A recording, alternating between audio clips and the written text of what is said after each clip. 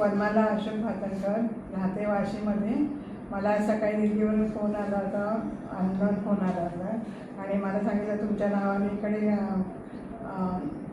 तक्रार नोंदवलेली, arrest warrant आहे तुमच्या नावाचं आणि तुम्ही तुमच्या नावावर गुन्हे आहेत, इकडे 7-8 गुन्हे आहेत, तुमची चौकशी करायची आहे. मग तुम्हाला दिल्लीला यायचं आहे की? म्हणून मी सांगितलं नाही, मी याच्यावरून हे करते फोनवरून बोलून त्यांनी सगळी माझी माहिती काढली बँकेची वगैरे. आणि माझी इथे बँकेत 5 लाखाचं FD मोडायला सांगितलं मी आणि माझ्या बँकेतून म्हणजे 40,000 पैसे त्यांनी मी पेटीएममधून त्यांना दिले.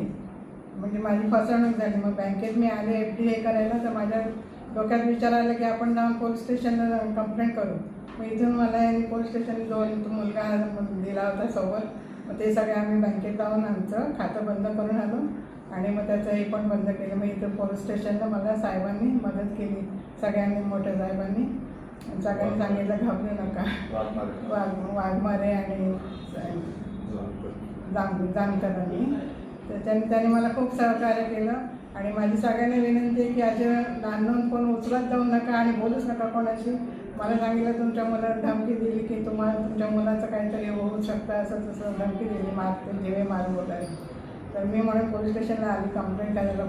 बँकेत गेली होती की बँकेत सर आली. माझी फसवणूक नाही झाली. या लोकांनी सगळ्या बँकेत येऊन माझे सगळे हे ब्लॉक करून घेतले, खाती सगळं बंद केली आणि मला सहकार्य आणि चांगलं दिलं. पोलीस स्टेशनमधून मला सहकार्य भेटलं. आणि तुमच्या बाबतीत असं कधी कोणी झालं तर आधी पोलीस स्टेशनला येऊन कंप्लेंट करायचा. एकूण किती लाख रुपये तुमच्याकडनं मागितले? 5 लाखाचे FD होती आणि SBIमध्ये माझी 50 लाखाची FD होती. ते सगळे माझे पैसे वाचले यांच्यामुळे. अति दक्षता यांनी घेतली माझ्याबरोबर येऊन आणि मला वाचवलं, मोठ्या संकटातून वाचवलं यांनी. मला वाशी पोलीस स्टेशनचे आभार मानायचे, सगळ्यांनी जेवढं सहकार्य त्यांनी केलं पटापटा केलं. मला खूप त्यांचे धन्यवाद देते मी त्यांना. मला खूप त्यांनी सहकार्य केलं. असं सहकार्य प्रत्येकाला मिळू दे याची मी आशा करते. आणि तुम्ही येऊन कधी पण कंप्लेंट करा, कोणाला असं त्रास झाला तर आधी पोलीस स्टेशन गाठा आणि सगळे आपले कंप्लेंट करत जा.